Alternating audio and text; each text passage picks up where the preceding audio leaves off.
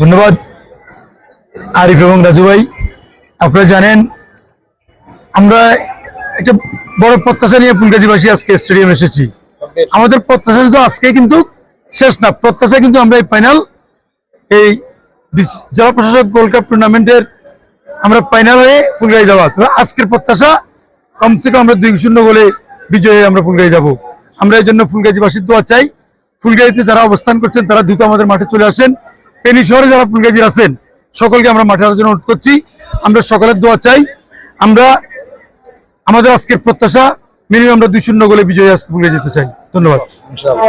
আজকে ফুলগাজী উপজেলা ক্রীড়া সংস্থা আশা রাখি আমরা আজকে আমাদের যে টিম সুন্দরভাবে সাজানো হয়েছে, ইনশাল্লাহ আমরা জিতবো ইনশাল্লাহ। তা আমি ফুলগাজীবাসী যারা ফেনীতে অবস্থান করতেছেন আপনাদের প্রতি উদাত্ত আহ্বান থাকবে, আপনারা সবাই ফেনী স্টেডিয়ামে এসে খেলা দেখার জন্য এবং খেলোয়াড়দেরকে উৎসাহিত করার জন্য অনুরোধ জানাচ্ছি এবং সবাইকে ধন্যবাদ জানাচ্ছি। আসসালামু আলাইকুম। রাজু ভাই, আজকে সেমিফাইনালের ম্যাচটা আমরা ফুলগাজীবাসী, আমরা ফুলগাজী উপজেলা ক্রীড়া সংস্থা, আমরা ফুলগাজীর ক্রীড়া সাথে সম্পৃক্ত আমরা সকলেই আজকে আমরা এটাকে ফাইনাল মনে করতেছি। আজকে আমরা জিতবো ইনশাল্লাহ ফুলগাজীবাসীর দোয়া আল্লাহর রহমতে, এবং এই জেলা প্রশাসক গোল্ড কাপ আমরা ফুলগাজী নিয়ে যাবো। আপনারা আমাদের সাথে থাকুন।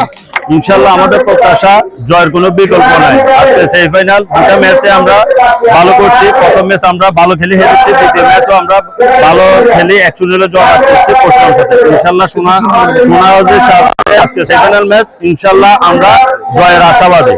আমাদের টিম অত্যন্ত ভালো করবে